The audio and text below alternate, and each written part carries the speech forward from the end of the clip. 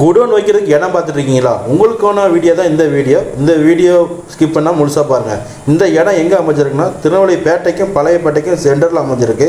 நம்ம போயிட்டுருக்கோமே இதே தார் ரோட்டில் ஸ்ட்ரெயிட் ரோட்லேயே வந்துடும். சுற்றி குடியிருப்புக்கு அருகாமையில் தான் நம்ம பார்க்கக்கூடிய குடோனும் அமைஞ்சிருக்கு. சைஸு 3 சென்ட் 10 பாயிண்ட்டு 30x45 சைஸில் அமைஞ்சிருக்கு. பக்கத்தில் ஈபி லைன் எல்லாமே இருக்குது. ஃபுல்லாக 7 அடிக்கு கல்லுக்கு டைமண்ட் வேலி போட்டிருக்காங்க. உள்ளே ஃபுல்லாக ஷட் அடிச்சிருக்காங்க டோர் போட்டு.